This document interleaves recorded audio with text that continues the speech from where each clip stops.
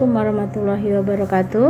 Kita lanjutkan materi kita, yaitu tentang turunan fungsi aljabar. Di sini kita akan membahas dua hal, yaitu tentang titik stasioner dan nilainya, kemudian nilai maksimum dan nilai maksimum minimum di suatu fungsi dalam interval tertutup. Oke, yang pertama kita bahas yaitu tentang titik stasioner dan nilai stasioner. Jadi apa yang dimaksud dengan stasioner itu, kalian baca buku kalian sambil kalian lihat di situ pasti ada gambar grafik fungsi kuadratnya. Kemudian ada kalian tentukan atau kalian pahami yang dimaksud dengan titik stasioner itu seperti apa. Nah, sekarang cara menentukan titik stasioner dan nilai stasioner itu bisa dikerjakan dengan menggunakan turunan pertama dan uji turunan kedua.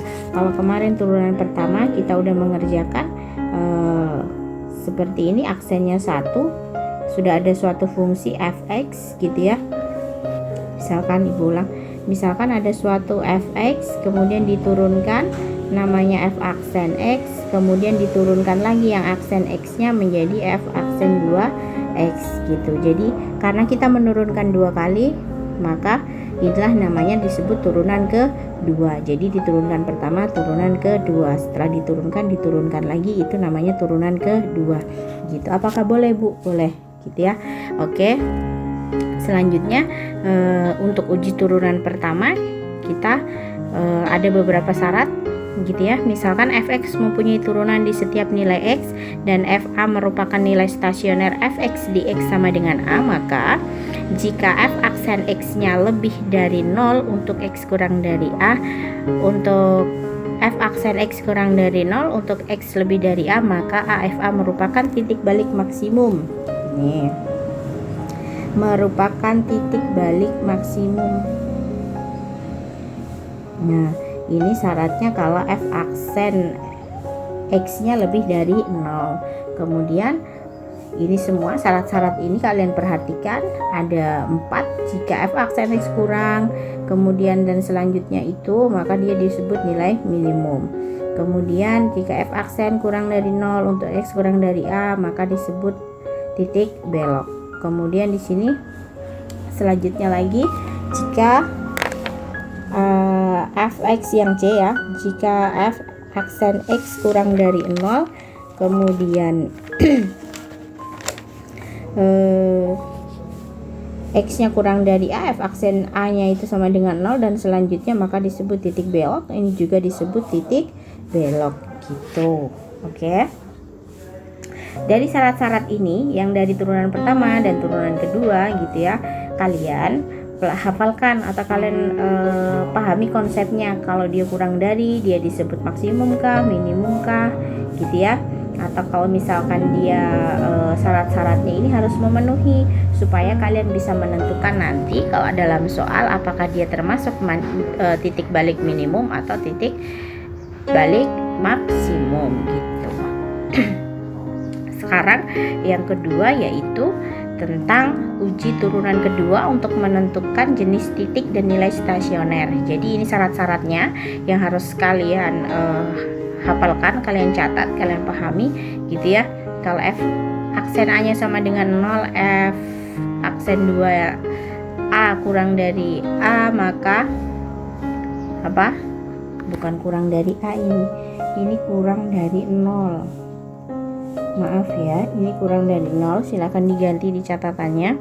Kemudian selanjutnya juga ini kurang dari 0, ini bukan A, kurang dari 0. Kemudian yang C nya, jika nah ini kurang dari 0 maka titik belok turun. Kemudian syarat satunya lagi yaitu yang D, yaitu dia titik belok naik. Nah, ini semua harus kalian ketahui untuk mengerjakan soal dan untuk menyimpulkan di akhir mengerjakan soal itu apakah dia maksimum, minimum, atau nilainya naik atau nilainya turun gitu. Oke, sekarang kita ke contoh soal dulu.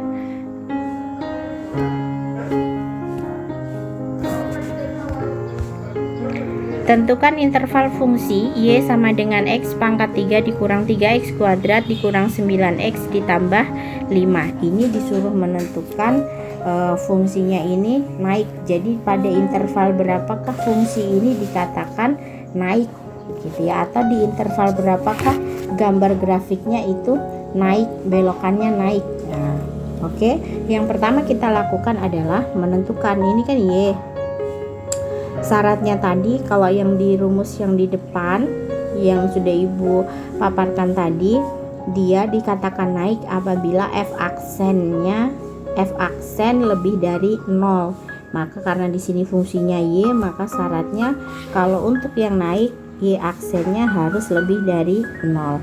Y aksen itu apa? Y aksen itu adalah turunan pertama. Maka kita turunkan ini. X pangkat 3 dikurang 3X kuadrat dikurang 9X ditambah 5. Dia kita turunkan menjadi 3X kuadrat dikurang 6X dikurang 9 harus lebih dari 0. Dari sini kita sederhanakan. Ini Ibu kasih batas dulu. Kita sederhanakan menjadi X kuadrat dikurang 2X dikurang 3 harus lebih dari 0. Nah, dari sini kalau sudah dapat ini persamaan kuadratnya, bentuknya persamaan kuadrat kan yang ini, kita faktorkan untuk mencari nilai X atau titik batasnya. Setelah difaktorkan, dia jawabannya X ditambah 1 dan X dikurang 3 lebih dari 0. Nah, maka dari sini kita sama dengankan 0 dulu. X ditambah 1 sama dengan 0, maka X sama dengan negatif 1. Kemudian satunya lagi X dikurang 3 sama dengan 0, maka X sama dengan 3. Nah, kalau dari sini kita udah dapat nih titik batasnya, maka kita harus mengujinya dulu. Kita cari titiknya. Sini kita bikin seperti ini garis bilangan. Misalkan di sini posisi negatif 1, otomatis di sini 0, kemudian di sini letak 3.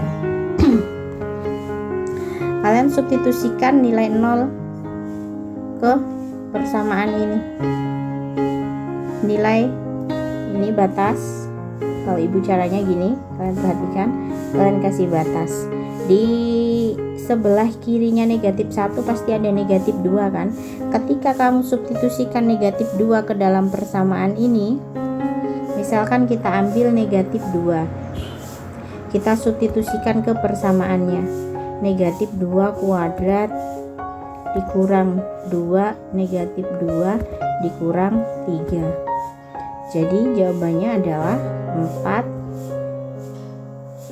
plus 4 min 3 lebih dari 0. Ini nah soalnya ya, 4 tambah 4 8, 8 dikurangi 3 5 lebih dari 0, atau di sini nilainya positif. Maka tadi negatif 2 di sebelah mana?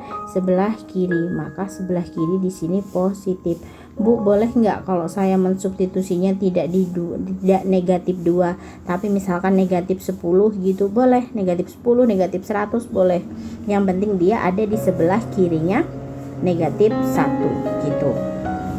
Kemudian untuk yang di sini kalau misalkan 0 Ibu substitusikan 0 gitu ya. Ini kan ada 3 bagian, sebelah kiri, tengah, dan kanan. Ibu substitusikan 0 ke dalam persamaan. Kalau disubstitusikan 0 jawabannya negatif 3. Hasilnya negatif, di sini negatif. Kalau di sini negatif, otomatis di sini insya Allah dia positif. Biasanya seperti itu ciri-ciri soal untuk yang seperti ini. Kita coba aja deh. Sebelah kanannya 3 ada 4, maka substitusi 4. 4 kuadrat 16 dikurangi 8 dikurangi 3 5, hasilnya positif.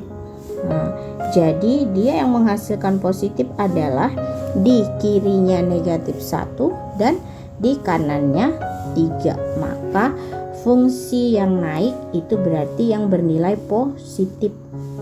Fungsi naiknya, fungsi akan naik pada interval, cari yang bernilai positif. Apa tadi yang bernilai positif? Yaitu kirinya negatif 1 alias X kurang dari negatif 1 atau X lebih dari 3. Nah, dari sini kita udah bisa menyelesaikan untuk disuruh menentukan di manakah interval fungsi tersebut akan naik.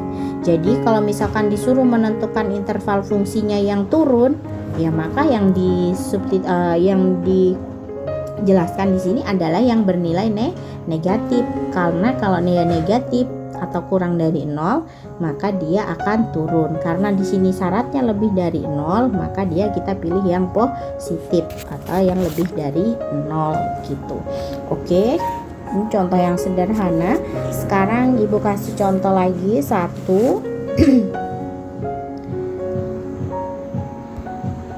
Nah, diketahui fungsi fx sama dengan 1/3 x pangkat 3 dikurang 3x kuadrat ditambah 5x ditambah 4. Tentukanlah interval x sehingga fx merupakan fungsi naik atau fungsi turun. Jadi disuruh menentukan di interval berapa dia akan naik dan di interval berapa dia akan turun gitu. Kalau yang soal pertama tadi cuma disuruh menentukan intervalnya yang pada saat dia naik. Oke, kalau sudah, sekarang apa caranya? Caranya kita harus menentukan dulu apa tuh? Betul, turunan pertama. F aksen X-nya berapa? Ibu langsung saja, berarti 3-nya naik ke depan, berarti X kuadrat dikurang 6X ditambah 5. Nih kita udah dapat turunan pertamanya. Kalau udah dapat turunan pertamanya, maka kita harus ngapain? Nih bentuknya dia persamaan kuadrat, maka kita harus mencari dulu atau kita faktorkan. Syaratnya apa? Syaratnya apa? F aksen X harus lebih dari 0. Ini kalau untuk yang naik. Kalau untuk yang turun, F aksen X kurang dari 0, dia dikatakan nanti fungsinya akan turun gitu. Oke, dari syarat ini turunan pertama kita udah dapat. Kita lanjutkan, selesaikan permasalahan ini. Oke, kita lembar berikutnya. Oke ya. Tadi F aksen X harus lebih dari 0 kalau dia naik, kita cari naik. Kemudian dari persamaan kuadratnya X kuadrat dikurang 6X, ini turunan pertamanya ya. 6X Ibu langsung saja ditambah 5 harus lebih dari 0. Maka kita faktorkan, kalian sudah tahu bagaimana memfaktorkan. Kemudian X dikurang 5 lebih dari 0. Maka titik pembuat nolnya berapa? Titik pembuat nolnya X dikurang 1 sama dengan 0, X sama dengan 1. Pembuat 0 yang satunya lagi, X dikurang 5 sama dengan 0, maka X sama dengan 5. Dapatlah titik ini, X sama dengan 1 dan X sama dengan 5. Maka langkah selanjutnya apa? Kita buat, yaitu garis bilangan. Oke, dia 1, kemudian 5. Oke ya. Nah, dari sini kita kasih batas seperti ini, nanti tinggal kita arahkan dia kemana. Oke, substitusilah nilai di antara di sebelah kirinya 1 ada nilai berapa? Sebelah kirinya 1 ada 0, Bu. Boleh substitusi 0. Substitusi 0 ke persamaan X kuadrat dikurang 6X ditambah 5. Hasilnya berapa? Hasilnya ternyata positif 5. Positif 5 itu lebih dari 0, maka di sini positif. Nah, di sini di sebelah kanannya 1, di tengah-tengah sini ada berapa? Ada angka 2 kan? 1 2 3 4 gitu ya, 2. Maka 2 kuadrat 4, 4 dikurangi 12, 4 dikurangi 12 itu negatif 8, negatif 8 ditambah 5, negatif 3, dia menghasilkan negatif. Jadi nanti di sini kita udah paham nih, udah tahu di mana dia posisi turun. Kalau di sini negatif, otomatis di sini positif. Nanti kalian cek, oke? Kalau sudah, setelah dapat pembuat nolnya, maka kita sudah tahu fungsi, maka fungsi akan naik pada interval. Cari interval yang bernilai positif, karena kita bicara naik. Positifnya berapa? Dari 1 ke kiri, maka X kurang dari 1, atau satunya lagi apa? Kanannya 5, maka X lebih dari 5. Jadi ini penyelesaiannya untuk yang naik. Nah, kalau untuk yang turun berarti yang bernilai negatif. Misalkan ini tadi gambarnya ya, Ibu ulang. Di sini 1, di sini 5. Oke. Nah, yang bernilai negatif tadi mana? Di antara 1 dan 5. Di tengah-tengah sini kan yang negatif. Nah, kalau di sini tadi yang sebelah sini nih yang positif. Maka inilah penyelesaiannya. Kita gambarnya sekali aja karena kita udah tahu yang negatif. Ini kalian supaya jelas aja. Maka fungsi akan turun pada interval berapa? Di antara 1 dan 5. Maka cara menyelesaikannya 1 itu X kemudian 5. Nah, ini dia akan turun pada interval X, di mana X lebih dari 1 dan X kurang dari 5 gitu. Kemudian kalau sudah dapat menentukan fungsi naik dan fungsi turunnya tadi ya, intervalnya kita udah dapat, jawabannya itu ini.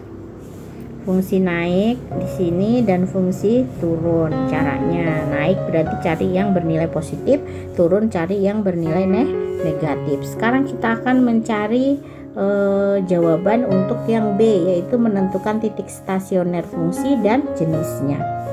Apakah dia maksimum atau dia minimum? Oke. Dari soalnya itu tadi turunan pertamanya apa?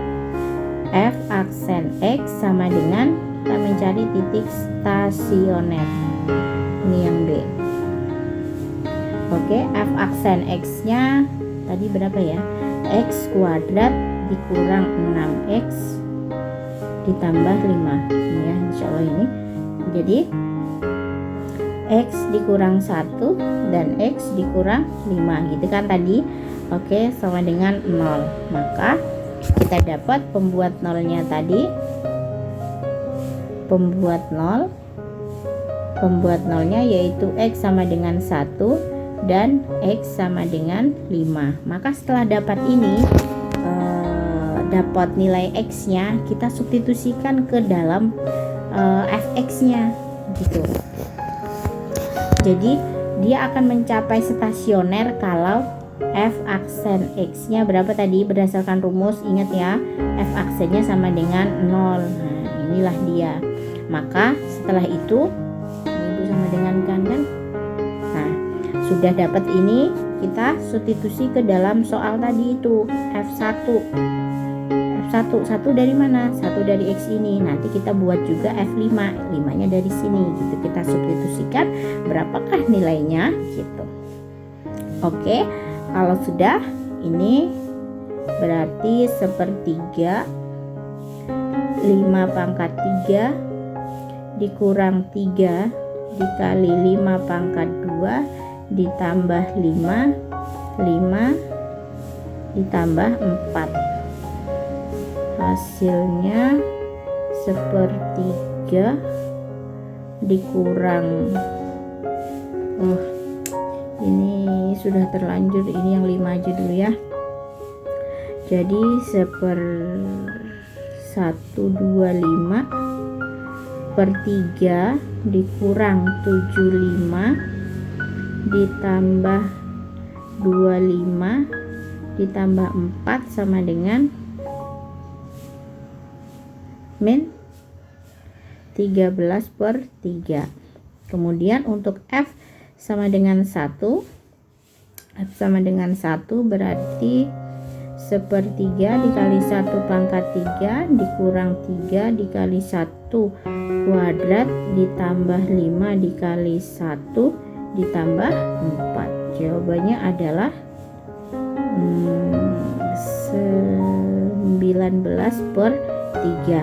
Dapatlah kita nilai negatif 13/3 dan 19/3. Nah, ini dinamakan titik stasioner.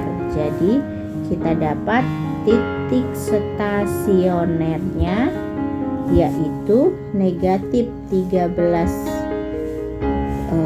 Titik stasionernya berarti tadi ketika kita substitusikan 1 hasilnya X nya 1 maka Y nya 19/3 atau di sini, dan ketika kita substitusikan 5 maka Y nya negatif 13/3. Inilah yang disebut dengan titik stasioner. Nah, kalau sudah dapat titik stasionernya, untuk menentukan jenis titik stasionernya kita dapat menggunakan turunan kedua. Ini untuk menentukan jenis stasionernya kita gunakan turunan kedua. Nah, maka tadi turunan pertamanya mana? Turunan pertamanya kan ini. Setelah dapat itu kita turunkan lagi. F aksen X nya tadi adalah X kuadrat dikurang 6X ditambah 5. Turunan pertama. Karena kita akan menggunakan turunan kedua, maka kita turunkan kembali turunan pertama itu menjadi 2X kemudian dikurang 6. Nah, inilah turunan kedua yang akan kita gunakan untuk menentukan berapakah apakah jenisnya, titik maksimum dan minimumnya gitu.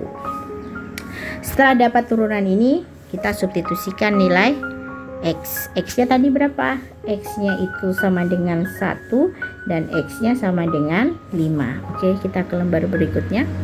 Tadi kita udah dapat F aksen 2 nya F 2 aksen X nya, F 2 aksen X nya yaitu 2X dikurang 6. Nah, setelah dapat ini kita substitusikan nilai yang tadi X sama dengan 1 dan X sama dengan 5. Oke, kita substitusikan satu-satu ya. F aksen 2 untuk 1 berarti 2 dikali 1 dikurang 6. Jawabannya berapa? Jawabannya negatif 4. Kemudian F aksen 5 maka 2 dikali 5 dikurang 6. Jawabannya berapa? Jawabannya adalah 4. Nah, dari sini kita ketahui nih, di sini dapat negatif 4. Negatif 4 itu berarti kurang dari 0 dan di sini dapat 4. 4 itu lebih dari 0. Maka di sini kita bisa menentukan apa? Menentukan di mana nilai titik maksimum dan titik minimumnya. Jadi di sini ini karena kurang berarti dia minimum, karena di sini lebih maka dia disebut titik maksimum. Nah, jadi dari titik stasioner tadi kan kita dapatkan tuh titik stasioner. Titik stasioner tadi berapa? Yang pertama yaitu 1,19/3. Maka di sini disebut titik maksimum. Kemudian titik yang satunya lagi yaitu 5, negatif 13/3. 43, maka disebut titik minimum. Gitu cara menentukan jenisnya.